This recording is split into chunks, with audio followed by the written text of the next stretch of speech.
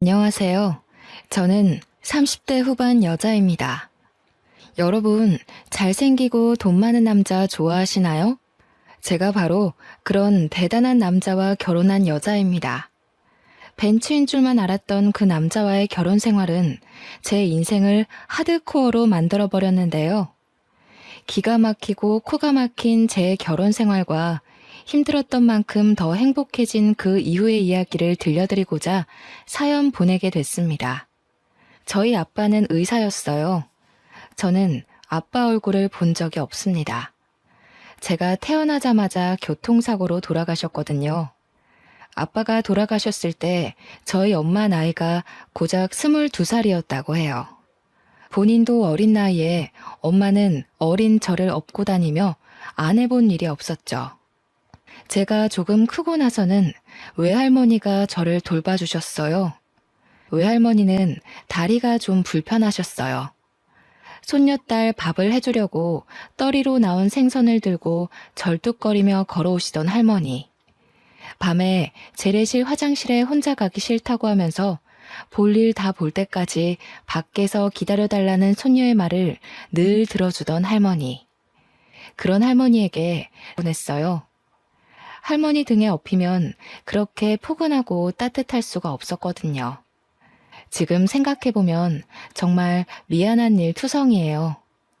초등학교에 들어가고 나서 엄마는 더 바빠졌어요. 식당에서 일하느라 아침부터 밤까지 눈코 뜰 새 없이 바빴어요. 집에는 늘 할머니만 있었고 학부모 참관 수업에도 엄마 대신 할머니가 왔죠. 지영이네 엄마는 왜 저렇게 늙었냐고 친구들이 수군대던 날, 저는 할머니에게 다신 학교에 찾아오지 말라고 소리를 질렀습니다. 제가 초등학교 4학년 때였어요.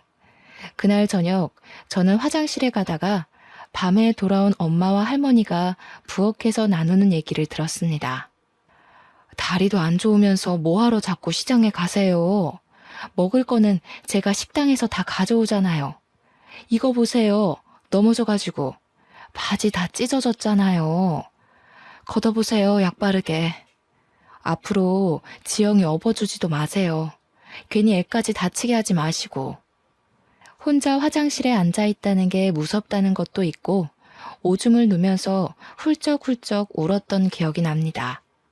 그날 저는 몰래 손전등을 켜고 잠든 할머니의 바지를 걷어 할머니의 깨진 무릎을 한참 들여다봤어요. 그러면서도 할머니한테는 학교에 찾아오면 절대 안 된다고 우겼죠. 몇 달 뒤에 할머니는 얼음판에서 미끄러져 골반뼈가 부러졌어요. 뼈가 붙지 않아 몇 달 동안 고생하시더니 결국 다음 해에 돌아가시고 말았습니다. 할머니가 돌아가시기 전 TV 프로그램에 나오는 가족들이 둘러앉아서 배를 맛있게 깎아먹고 있었는데 할머니가 그걸 유심히 쳐다보시더라고요. 할머니, 저거 먹고 싶어? 할머니가 고개를 끄덕였어요. 저는 제 수중에 있던 몇백 원을 들고 시장으로 뛰어갔어요. 그런데 아무리 돌아다녀도 배를 찾을 수가 없었어요. 2월이었으니 배가 있을 리가 없었죠. 결국 저는 빈손을 호호 불며 집으로 돌아갔어요. 할머니는 추워서 제 곱은 손을 가져다 자기가 깔고 있는 요 안에 넣어주셨습니다. 할머니는 결국 배를 못 드시고 돌아가셨어요. 그 뒤로 저는 배를 잘 못 먹게 됐어요. 배만 보면 가슴이 아프더라고요. 나이가 조금씩 들수록 할머니 생각이 조금씩 더 났습니다. 제가 고등학교 1학년 되던 해에 저희가 새들어 살던 옆집에 할머니랑 손자가 들어와 살게 됐습니다. 옆집 할머니는 혼자서 손자를 키우고 계셨어요. 엄마 말로는 그 할머니 아들, 그러니까 그 집 남자애네 아빠도 의사였다고 했어요. 옆집 할머니 손자는 9살이었는데 말수도 적고 낯을 많이 가렸어요. 할머니네랑 저희는 금방 가까워졌어요. 귀가 어두운 할머니 대신 제가 전화를 받아드리곤 했죠. 엄마는 식당에서 음식을 가져올 때 옆집 목까지 가져오시게 됐죠. 할머니가 어린 손자 키우느라 혼자 애쓰는 게 안쓰럽다면서요. 할머니는 폐지를 주워 번 돈으로 손자를 어렵게 키우고 계셨어요. 저도 시간이 날 때마다 할머니 손을 덜어드리려고 그 집 청소나 빨래도 해드렸어요. 제가 학교 다녀오면 저녁 지어서 가져다 주고 옆집 손자랑 저랑 나란히 앉아서 숙제를 할 때가 많았죠. 그 애가 숙제를 잘하고 있나 들여다보면 애가 되게 똑똑하다는 걸 알 수 있었어요. 특히 초등학교 2학년 산수는 걔한테는 너무 쉬워 보였어요. 저는 근처 한 책방에서 위탁년 참고서를 싸게 사다가 걔한테 가르쳐 봤습니다. 뭐든 금방금방 이해하는 아이더군요. 그렇게 그 아이와 자주 지내다 보니 할머니가 돌아가신 이후 처음으로 혼자가 아니라는 느낌을 받았던 것 같아요. 누군가에게 마음을 준다는 것, 챙겨줄 대상이 있다는 건 생각보다 훨씬 더 좋은 일이었습니다. 저희 엄마도 늘 그러셨거든요. 너보다 힘든 사람들에게 친절하게 대하고 따뜻한 마음을 가져야 한다고요. 그러면 좋은 일이 생길 거라고요. 한 번은 옆집 할머니가 목욕탕에서 미끄러져서 다리가 부러졌어요. 할머니가 제대로 움직이질 못하니 집안 살림이며 손자 밥 챙기는 것까지 제가 다 도와드렸습니다. 할머니가 제 손을 잡고는 말씀하셨어요. 아이고, 지영이는 어쩌면 그렇게 이쁘고 상냥하니? 지영이 같은 며느리들이면 내가 소원이 없겠어. 지영이도 공부 열심히 해서 아빠처럼 의사 되렴. 지영이 같이 착한 의사가 있으면 병이 그냥 싹 나을 것 같아. 그건 저희 외할머니가 늘 하시던 얘기였어요. 할머니도 당신 사위, 그러니까 저희 아빠가 얼마나 잘생기고 착했는지 얘기하시면서 저도 아빠처럼 남을 돕는 의사가 되라고 하셨었죠. 그렇게 가족처럼 지내길 1년이 흘렀는데 제가 고2 때 저희는 이모가 살고 있던 충청도로 이사를 가게 됐어요. 엄마가 이모랑 이모부가 하던 농장 일을 좀 도우며 지내기로 하셨거든요. 친구들이랑 헤어지는 것도 슬펐지만 무엇보다 옆집 할머니랑 손자랑 헤어지는 게 슬펐어요. 할머니, 제가 자주 놀러 올게요. 무리하지 마시고 건강하게 계셔야 해요. 수환이도 할머니 말씀 잘 듣고 누나가 공부 도와주기로 했는데 미안해. 수환이는 진짜 훌륭한 사람이 될 수 있을 거야. 알았지? 제 말을 듣고 있던 그 애는 얼굴이 잔뜩 굳어져서 혼자 구석에 가만히 서 있더니 그만 대문 밖으로 뛰어나가 버렸어요. 그 뒤로는 다시는 할머니도 그 애도 만나지 못했습니다. 새 학교에서 적응하느라 바빴고 곧 고3이 되어서 정신이 없었거든요. 옆집 할머니랑 손자가 잘 지내는지 종종 생각이 났지만 얼마 뒤에 전화번호가 바뀌어 연락할 수 없게 됐어요. 나중에 찾아가 봤지만 이사 간 뒤였습니다. 그렇게 시간이 흘러 저는 대학에 가게 됐어요. 두 할머니는 제가 의사가 되길 바라셨지만 저는 사실 그렇게까지는 성적이 좋지는 못했어요. 의대는 못 갔지만 그래도 꽤 좋은 4년제 대학에 간호대를 갔어요. 열심히 공부해서 그 학교 대학병원에 취직도 했습니다. 간호사 일은 힘들었어요. 선배들 괴롭힘도 심했고 매번 환자가 돌아가시는 걸 봐야 하는 건 마음이 정말 힘들더군요. 그래도 아빠 생각도 나고 저는 남들 돌보는 일에 보람을 느끼며 일하고 있었습니다. 그리고 거기서 알게 된 남자가 저에게 구애를 하기 시작했습니다. 30대 중반의 성형외과 전문의였는데 시원시원한 이목구비에 키도 크고 비싼 스포츠카를 몰고 다니는 남자였죠. 한마디로 번지르르한 남자였습니다. 집이 엄청 잘 산다는 소문이 자자했어요. 병원에서 얼굴 좀 반반하다 하는 간호사들은 다들 그 사람 관심을 끌어보려 애쓰고 있었어요. 근데 저 진짜 궁금한 게 있는데 저 같은 애가 어디가 좋아서 이렇게 잘해주시는 거예요? 성훈 씨 주변엔 저보다 집안도 좋고 예쁜 여자들 많잖아요. 글쎄요. 저는 비슷비슷한 여자들은 질려서 말이에요. 그러니까 그게 그렇다기보다는 그 뭐랄까 예쁘고 그런 거는 다 소용없는 것 같아요. 지영 씨 같이 착한 여자가 최고죠. 사귄 지 6개월쯤 지났을 때 그 남자가 갑작스레 청혼을 하더군요. 다이아가 박힌 반지를 내미는데 그만 말문이 막히고 말았어요. 내 나이 35, 제 인생에 그렇게 비싼 반지를 받을 거라 생각해보지 못했거든요.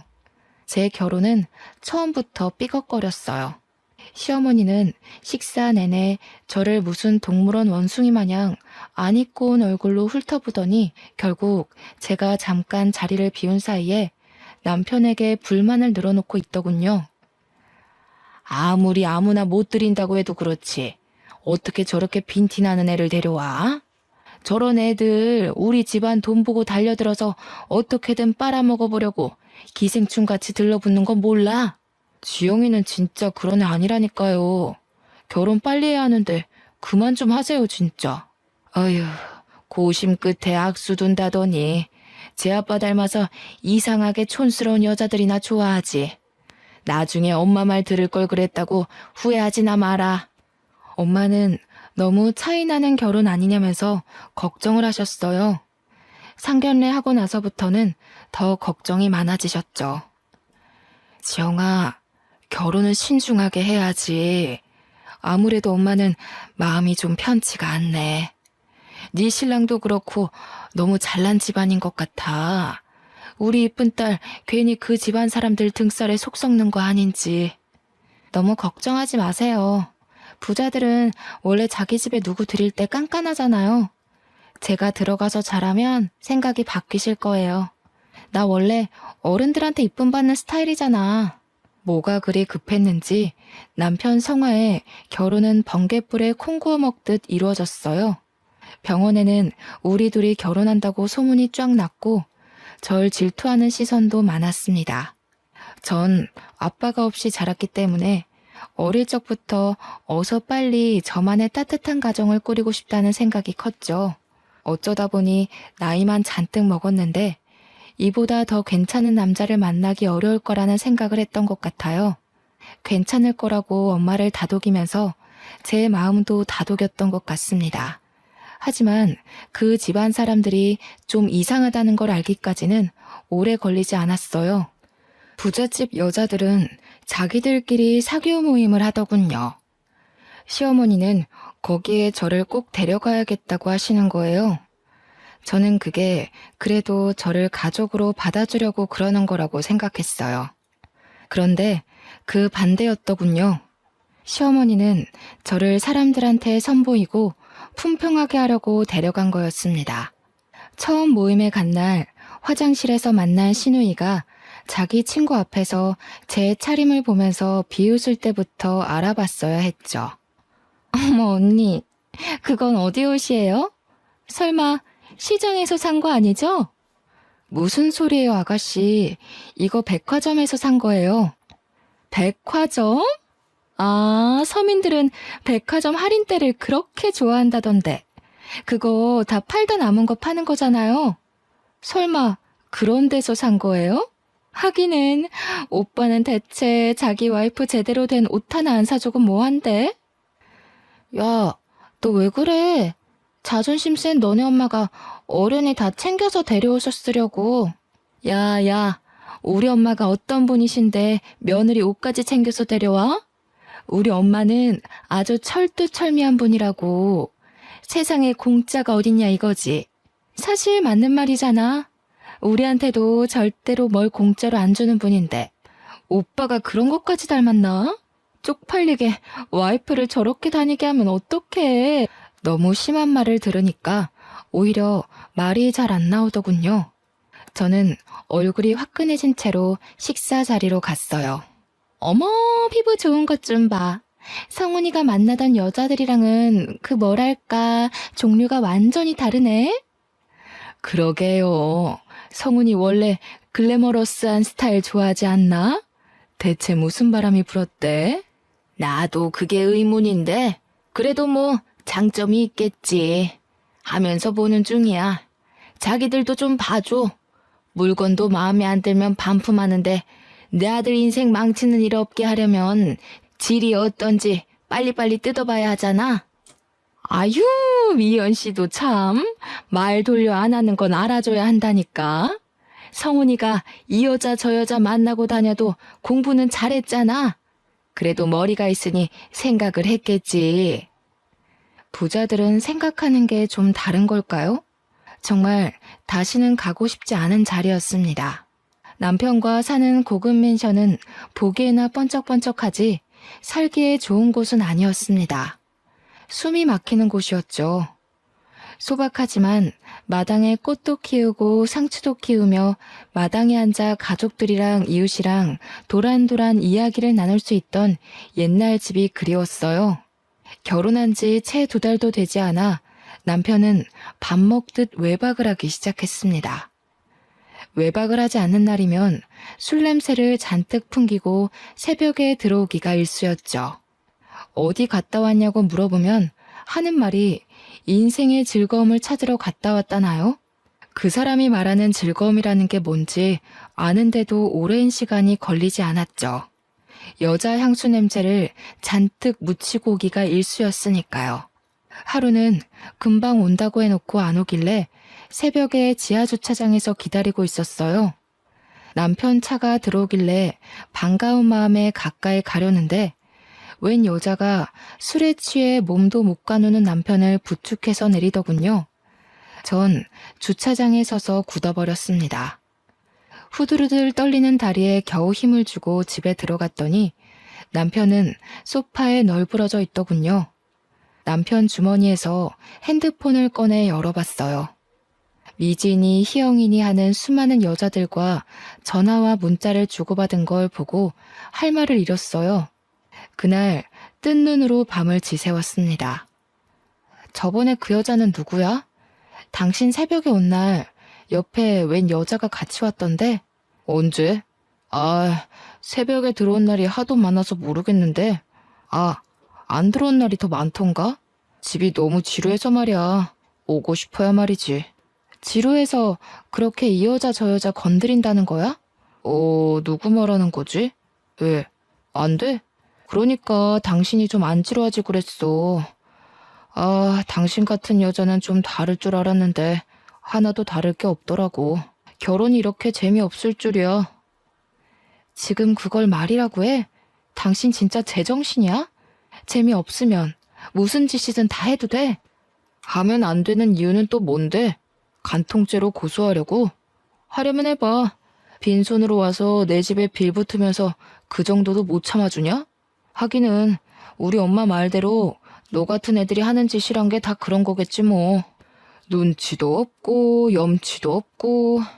그 와중에 저는 시어머니랑 신우한테 사교 모임에 끌려다녀야 했습니다.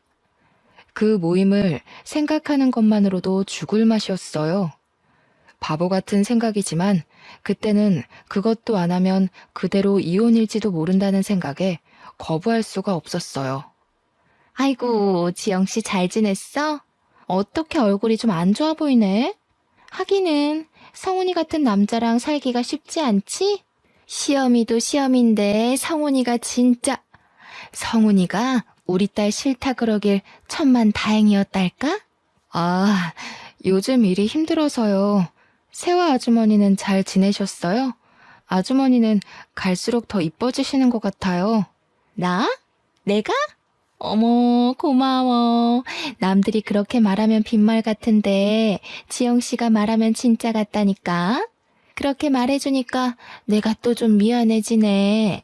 지영씨는 뭐 진짜 같이 말하는 기술이라도 있는가 봐? 진짜예요. 얼른 들어가요. 다들 기다리고 있겠어요. 왜 이제 오니? 아이고, 저 꼬락서니 옷 못 입는 건 여전하구먼. 우리 집안 이제 백화점이랑 장학재단도 운영해야 하는데 저런 애가 성훈이 옆에 있어야 한다니 앞날이 아주 그냥 캄캄하네. 진짜야? 그거 다 성훈이네한테 물려주는 거 맞아?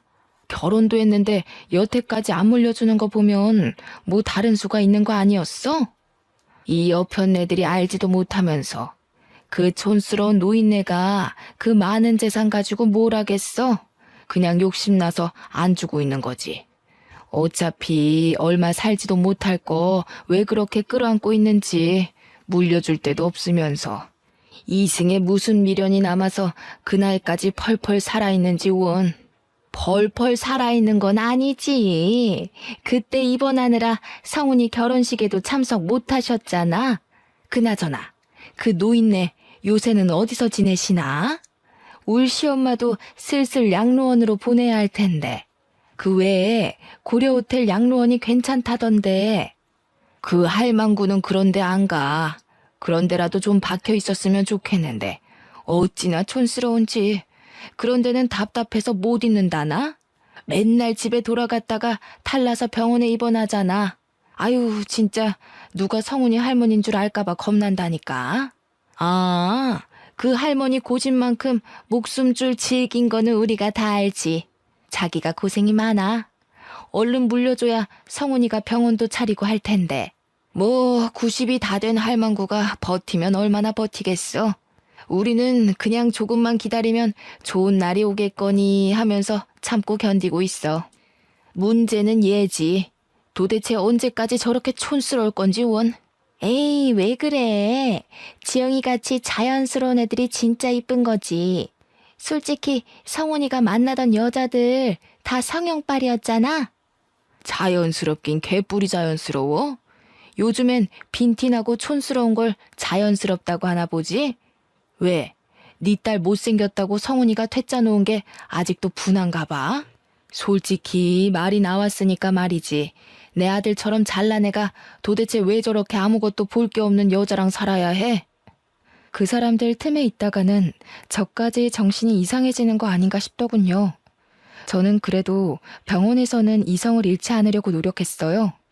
교대 근무를 하면서 환자들한테 시달리다 보면 간호사들도 힘들고 짜증이 나기 마련이거든요. 저는 엄마의 가르침대로 절대 환자들에게 짜증내지 않고 친절하게 대했어요. 제가 아무리 힘들어도 아픈 건 환자들이니까요. 어느 날 같은 병원에서 일하는 간호사 친구가 저를 찾아왔어요. 밥을 하나도 안 먹는 환자가 있다면서요. 우리과 간호사들 다 포기했어. 네가 할머니들한테 잘하잖니? 한번 얘기 좀 해봐. 저러다 돌아가시겠어. 가봤더니 비쩍 마른 할머니 한 분이 계시더군요. 다리가 부러지셨는데 입맛이 없다면서 하루에 한 끼도 제대로 안 드신다는 거였어요. 저는 어릴 때 저희 할머니가 다쳐서 누워 계셨던 모습이 생각나서 마음이 찡했어요.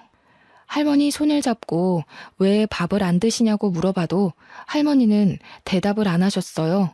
걱정이 되어서 저는 하루에 2번씩 할머니를 찾아갔어요. 며칠 동안 할머니는 한마디도 안 하셨어요. 할머니, 안녕하셨어요. 오늘 날씨가 참 좋죠? 오늘 고등어 반찬이 나왔던데 식사는 좀 하셨어요? 저는 고등어를 좋아해요. 저 어릴 때 저희 할머니가 저 주시려고 자반 고등어를 얻어오시곤 했거든요.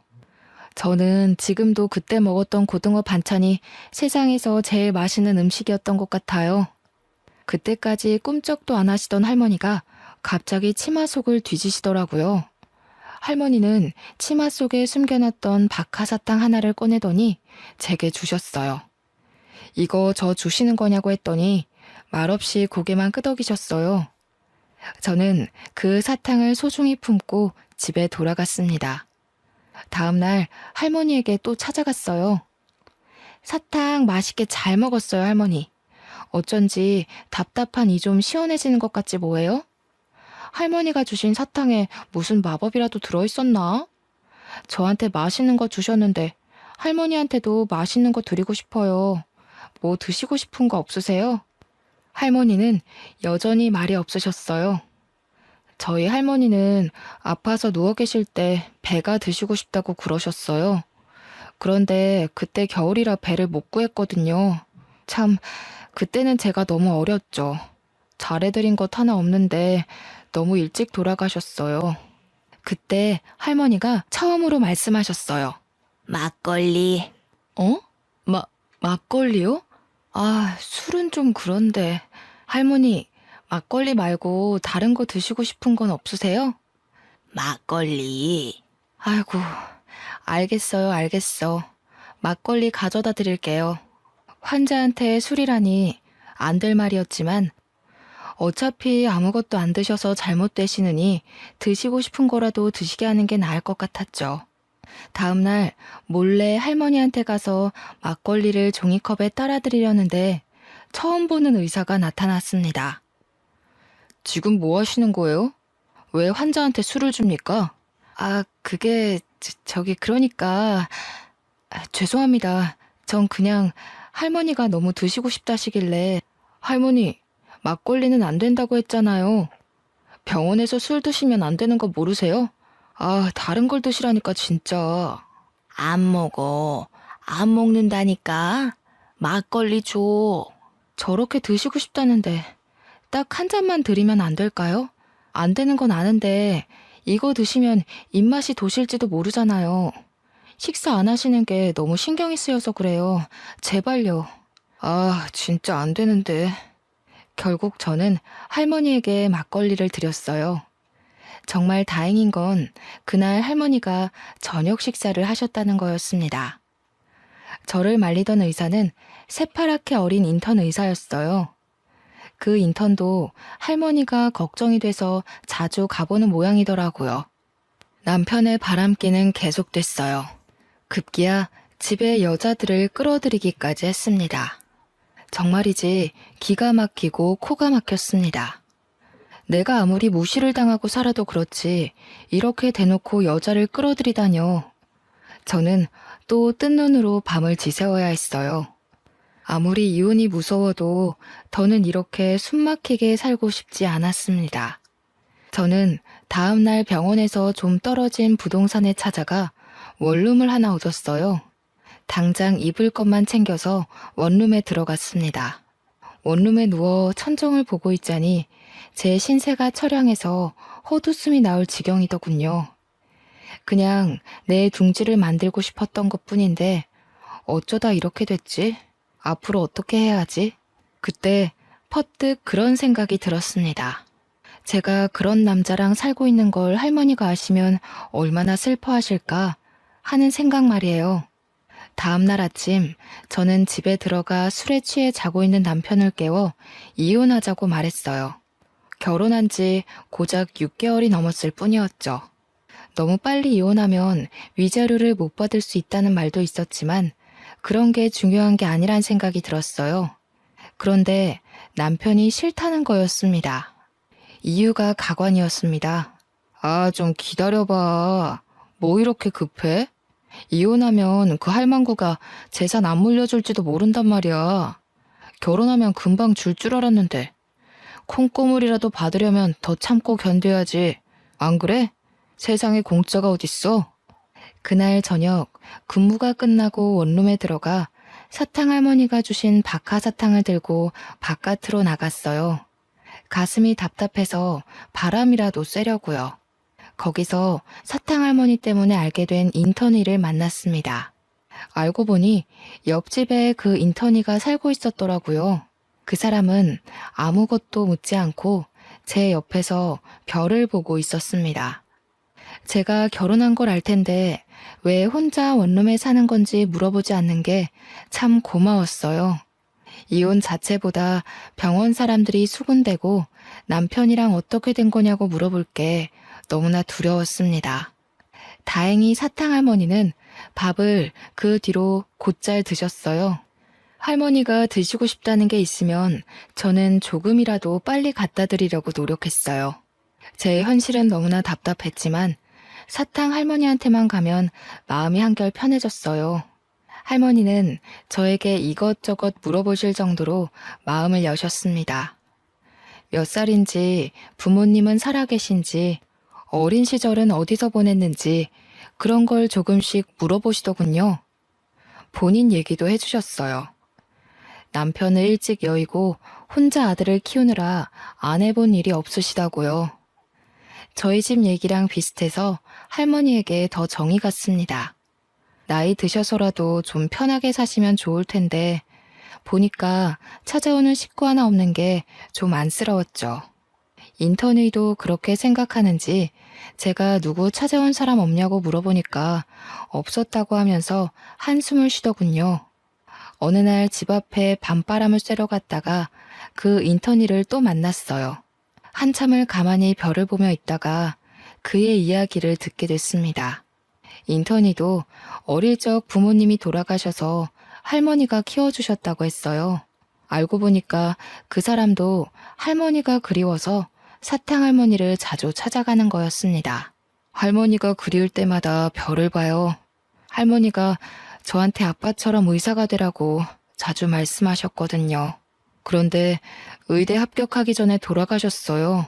의사 가운 입은 모습 꼭 보여드리고 싶었는데 그 사람 옆에서 별을 보고 있으려니 어쩐지 혼자가 아니라는 기분이 들었습니다. 평화는 오래가지 않았어요. 며칠 뒤 병원에서 저는 남편이 갓 들어온 어린 간호사를 데리고 약품 창고로 들어가는 걸 목격하고 말았습니다. 남들 시선도 시선이지만 어린 간호사가 제 남편에게 잘못 놀아날지도 모른다는 생각에 말려야 할 것 같았어요. 문을 벌컥 열었습니다. 여기서 뭐 하는 거야? 남들 보면 어쩌려고. 진짜 사람들한테 망신당해야 속이 시원하겠어? 거기 신입도 이 사람하고 엮이지 말아요.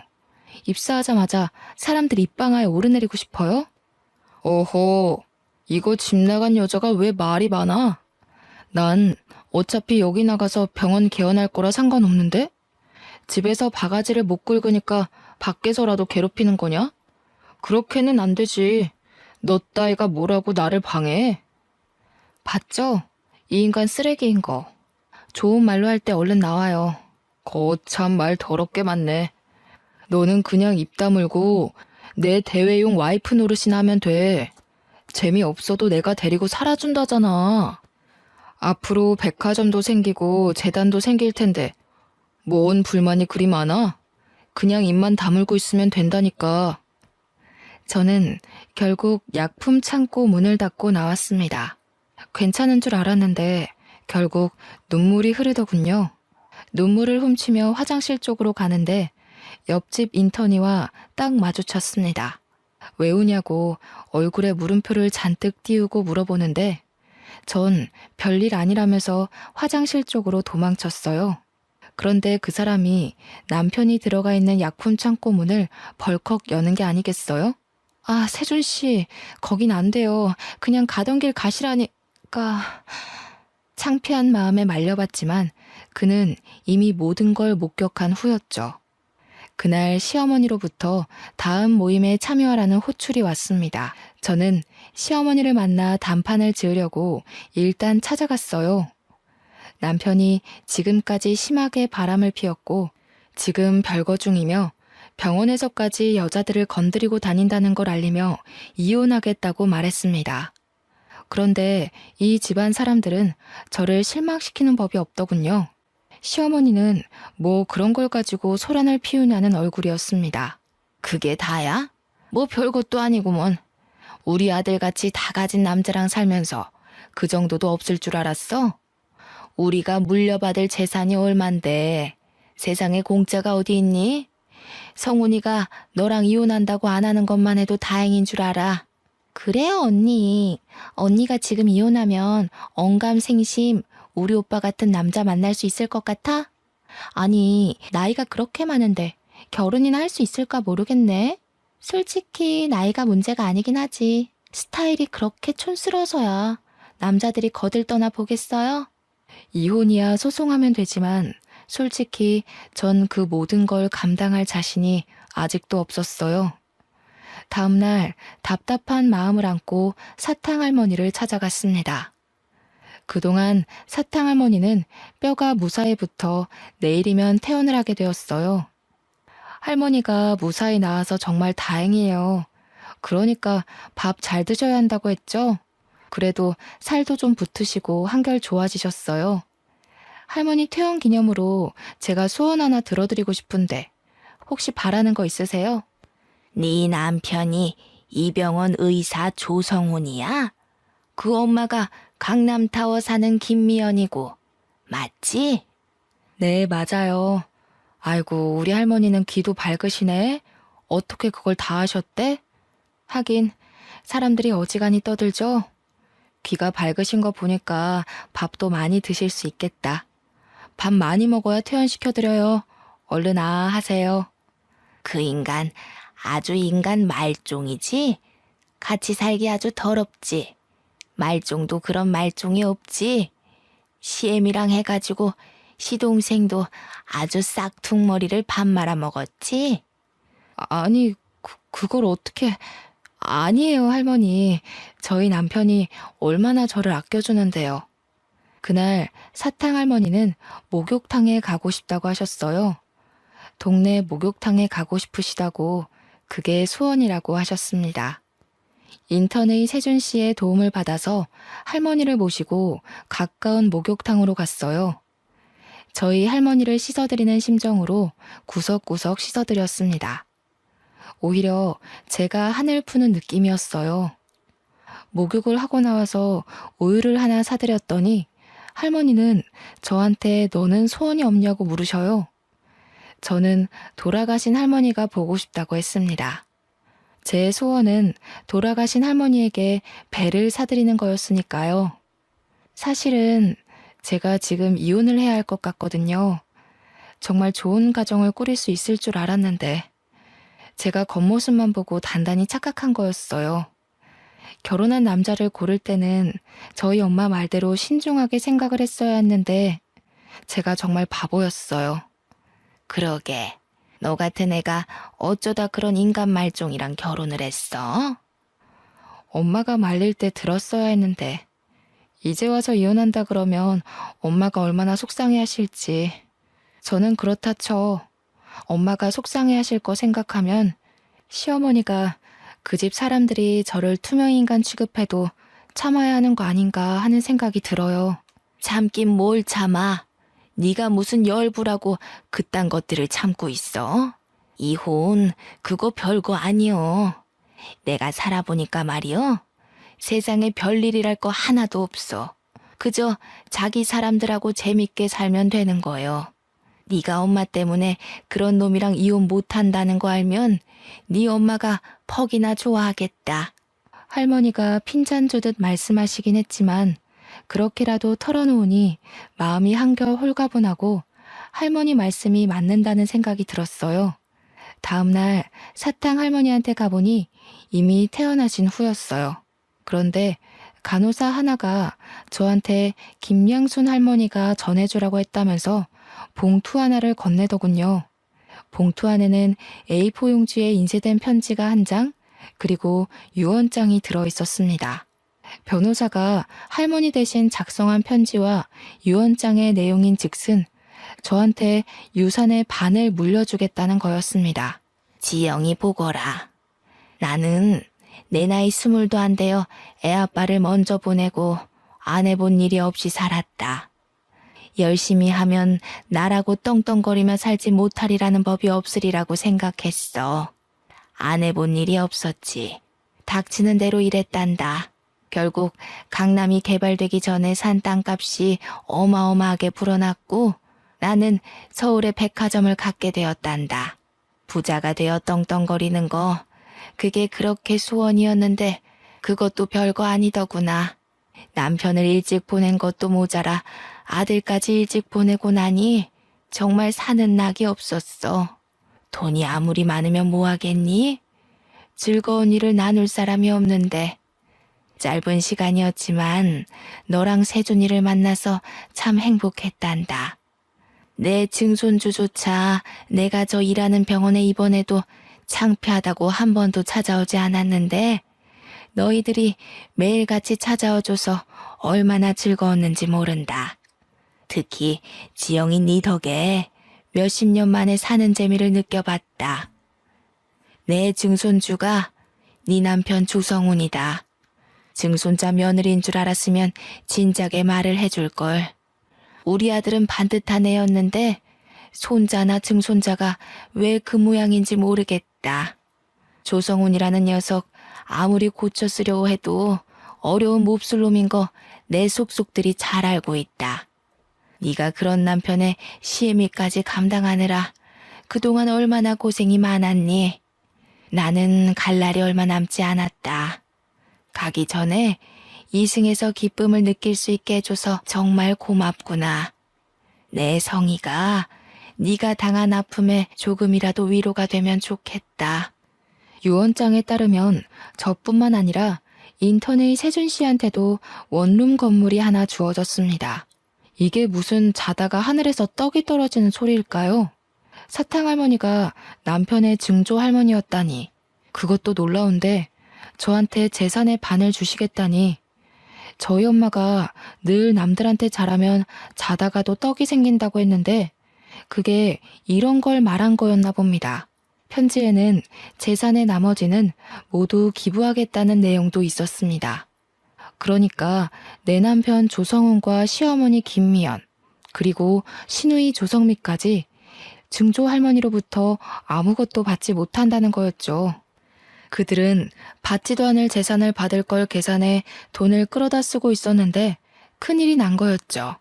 대학병원 탈출한다고 노래를 부르던 남편은 대출을 내서 병원을 꾸려 이제 개업만 앞둔 상황이었습니다. 남편은 결국 다 차려놓은 병원을 몽땅 빚으로 떠안게 되었습니다. 돈도 돈이지만 의사 면허를 잃었거든요. 남편이 약품 창고에 들락거리는 걸 이상하게 생각한 인턴의 세준 씨가 남편이 마취약품을 몰래 빼돌린다는 사실을 알게 됐고 조사 끝에 남편이 그 약품들을 각성제 등의 용도로 엄청나게 복용하고 있다는 것이 밝혀졌습니다. 어쩐지 그 인간 하는 짓이 정상은 아니긴 했죠. 저는 세준 씨에게 감사 인사라도 해야 할 것 같아서 음료수를 들고 세준 씨 집 앞으로 갔어요. 초인종을 누를까 하다가 그냥 음료수만 두고 오려는데 문이 열리고 세준 씨가 나왔습니다. 고마웠다고 인사라도 하려고 왔어요. 이제 자주 못 뵐 것 같아서. 절 위해서 하신 일은 아니겠지만 덕분에 남편한테서 벗어날 수 있게 된 것 같아요. 세준 씨도 부모님 없이 어렵게 큰 것 같던데. 할머니가 세준 씨 것도 남겨주셔서 다행이에요. 저한테 다 주시긴 했지만. 받을만 하니까 주셨죠. 지영 씨는 받을 자격 있어요. 제가 그걸 다 어디다 쓴다고 저한테 그렇게 큰 돈을 물려주셨는지. 아무튼 다음 주에 할머니 뵈러 갈 건데 괜찮으시면 저랑 같이 가요. 돈이야 좋은 데 쓰면 되죠. 근데 아직도 저 모르시겠어요? 예? 모른다니 뭘. 저 수원이에요. 옆집 살던 지수환이요. 누나가 저 공부도 가르쳐주고 밥도 해주고 그랬잖아요. 할머니가 이름 바꿔야 한다고 바꿔주신 건데 아무리 그래도 그렇지 어떻게 그렇게 몰라보세요? 저는 누나 보자마자 알아봤는데. 누나 이사가고 얼마나 누나 생각 많이 했는데요. 그런 남자랑 결혼할 줄 알았으면 진작 찾아내는 건데. 그 꼬질꼬질한 꼬마가 의사가 됐다고? 어릴 때부터 똑똑하긴 했지만 이름도 다른데다 그때랑 달리 키가 너무 훤칠하게 크고 인물도 훨씬 좋아져서 못 알아봤던 거였어요. 남편이랑 시댁 식구들은 아직 유언장에 대해 모르고 있었습니다. 그 주에 저는 시어머니가 저를 짓밟기 위해 데리고 다녔던 그 사교 모임에 제 발로 나갔습니다. 지영씨, 지영씨. 미연씨가 그러는데 지영씨가 바람 피워서 이혼하게 됐다면서? 그게 사실이야? 아무리 봐도 지영씨가 그럴 사람이 아닌 것 같아서 말이야. 미연씨가 거짓말한 거지? 하긴 그 여자 거짓말이야. 하루 이틀 들은 게 아니니까. 저는 들어가자마자 유언장 사본을 시어머니에게 던져버렸습니다. 바람을 피우긴 누가 피워요? 당신 아들이 쓰레기의 망난이라서 이 여자 저 여자 건드리고 다니고 병원 약까지 빼돌려서 마약놀이 하다가 의사면허 정지당한 거잖아. 이제야 내가 맘 편히 이혼할 수 있게 됐는데 쓰레기 같은 아들이 한 짓을 나한테 떠넘겨? 뭐야, 이게 병원에서 잡돌이에서 내 아들 앞길을 막더니 여기까지 와서 뭐라고? 당신 아들이 망나니인 게 내 잘못이야? 당신이 잘못 키운 탓이지. 어떡해요? 당신 집안 사람들이 그렇게 자랑하던 그 백화점이니 재단이니 하나도 못 받게 되셨어요. 그거 한번 잘 읽어보세요. 그 재산들이 다 누구한테 가는지, 그 집안 사람들이 왜 유산 받을 자격이 없는지는 제가 잘 설명해 드릴 수 있고요. 뭐? 그게 무슨 재산을 못 받게 됐다니 그게 무슨 소리야? 니까짓게 그런 걸 어떻게 알아? 응? 내 아들 앞길 막는 것도 모자라서 재산까지 가로챈다는 거야? 니 처녀는 그냥. 시어머니가 일어나 제 뺨을 때리려 하는데 사교 모임 사람들이 다 같이 시어머니를 막았어요. 사람들이 시어머니를 끌고 나가 문 밖으로 밀어버렸습니다. 그리고 문을 잠가버렸어요. 시어머니가 문을 막 두드리면서 소리를 질렀습니다. 자기들이 나한테 어떻게 이럴 수 있어? 이러고도 후회 안 할 것 같아? 되게 시끄럽네 진짜. 진작에 끌어냈어야 하는 건데 저 품이 없는 소리 듣는 것도 하루 이틀이지 귀가 썩을 것 같았다니까. 맞아요, 맞아. 아유, 진짜 어찌나 천박한지. 우리가 어이없어서 어떻게 하나 보려고 어울려주는 것도 모르고 자기가 무슨 여왕님이라도 된 것처럼 굴잖아. 가진 것도 쥐뿔도 없는 게. 저는 받은 유산의 대부분을 사회에 환원했어요. 남들이 생각한 것처럼 병원을 그만두지도 않았죠. 저는 제 일을 좋아하거든요. 사탕할머니한테 재산보다 훨씬 더 좋은 선물을 받았거든요. 바로 지금의 남편 세준 씨입니다. 어릴 적 제가 이사 간다고 잔뜩 골이 나서 집 밖으로 뛰쳐나가던 소년 수환이는 18년이 지나 신경외과 의사가 되어 제 앞에 나타났고 제 남편이 되었습니다. 제가 어린 남자랑 결혼한다는 소문이 돌자 남편은 집 앞에 와서 문을 두드리며 자기가 잘못했다고 한 번만 봐달라고 빌다가 경찰에게 잡혀갔어요. 저희 부부는 마당이 있는 집을 사서 저희 엄마와 사탕할머니를 모시고 와서 함께 살았습니다. 딸도 하나 낳았고 저희가 그렇게 그리워하던 사람 사는 재미를 실컷 느끼면서 살고 있습니다. 사탕할머니가 몇 년 후 돌아가셨지만 돌아가시기 전까지 저희와 즐거운 추억을 많이 쌓으셨어요. 제 이야기는 여기까지입니다. 정말 힘든 일도 많았지만 저희 엄마 가르침대로 늘 좋은 마음을 잃지 않으려 노력했더니 인생이 180도 바뀌었습니다. 제 이야기를 들어주신 여러분들께도 쨍하고 볕들듯이 좋은 일들이 생기길 바랄게요. 감사합니다.